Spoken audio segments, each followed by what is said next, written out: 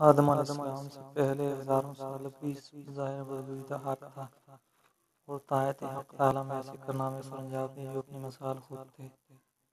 تمام اسلامی فرقے متفق ہیں کہ آدم علیہ السلام کی پیدائش تقریباً 1.25 لاکھ سال پہلے اللہ تعالیٰ نے جنات کو زمین پر مار کیا تھا۔ زمین میں جنوں کی نسل بود و باش کے لیے جگہ نہ رہی تو حق تعالیٰ نے کچھ جنات کو ہوا میں رہنے کے لیے جگہ عطا فرمائی اور کچھ کو پہلے آسمان پر رہنے کی اجازت دی، اور ان میں سلسلہ تولد و تناسل بھی تھا، انہی میں ابلیس بھی تھا۔ چنانچہ وہب بن منبہ کی طویل روایت کا ایک صحیح ہے کہ یعنی جنات کی افزائش نسل کا یہ عالم تھا کہ ایک حمل سے ایک لڑکا ایک لڑکی جڑواں پیدا ہوتے تھے۔ جب ان لوگوں کی تعداد 70,000 ہو گئی اور بیاہ شادی کا سلسلہ جاری رہا تو پھر ان کی اولاد کی کوئی گنتی نہ رہا۔ ابلیس نے بنو عیان کی ایک لڑکی سے شادی کر لی، اس کے بعد بہت سی اولاد پیدا ہوئی اور جان کی نسل کے لیے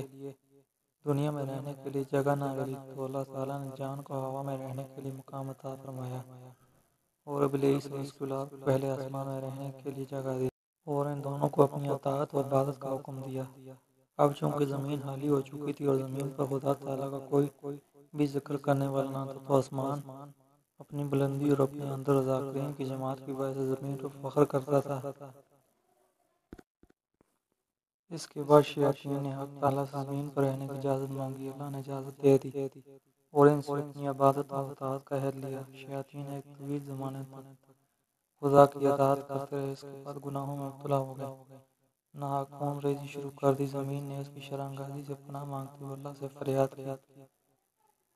الہ العالمین بہتر تو یہی تھا کہ تم شیاطین کو میری پشت پر آباد نہ کرو۔ مذکورہ بالا شرارتوں و واسطوں میں ابلیس کو شامل نہ سمجھنا، بلکہ وہ اس وقت مصلحین میں سے تھا جیسا کہ آئے گا،